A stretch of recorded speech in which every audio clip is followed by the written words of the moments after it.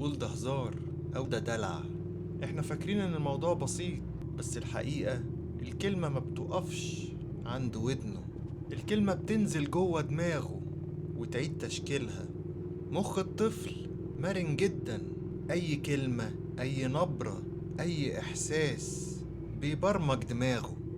لو طول الوقت بيسمع انت غبي أو ما تسواش، الفكرة دي بتترسخ وتبقى جزء من صورته عن نفسه. ولو لقى تشجيع واحتواء، دماغه تتبني حوالين ثقة وأمان.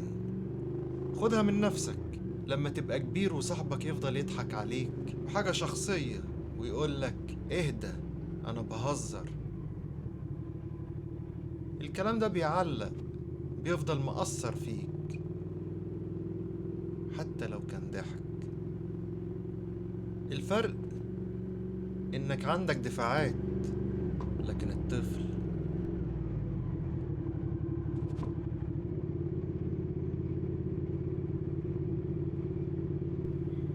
ما عندوش. دماغه لسه طري، أضعف، أصدق. الحاجة اللي ممكن تجرحك يوم ممكن تهد أو تبني شخصيته العمر كله. بس خد بالك، مش معنى كده إننا نرميه بكلام إيجابي فارغ. لو قلتله أنت أذكى واحد في الدنيا، أول ما يسقط في اختبار ثقته تتهز ويشك في ذكائه، مش في المجهود المبذول، لأنه ارتبط بالنتيجة مش بالمجهود. الصح تقوله أنت بتتعب، أنت مثابر، وده اللي يخليك توصل وتنجح. الصح إنه يتعلم إزاي يفشل، علشان مفيش نجاح من غير فشل.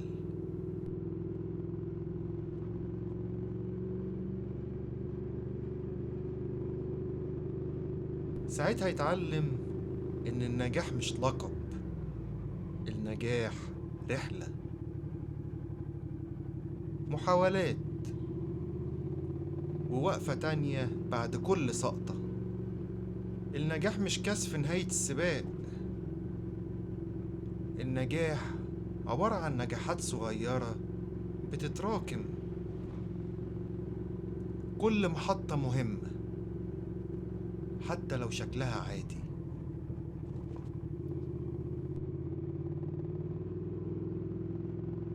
وفي الآخر الطفل اللي قدامك مش هينسى الكلمة. يمكن يضحك دلوقتي، بس دماغه بتسجل.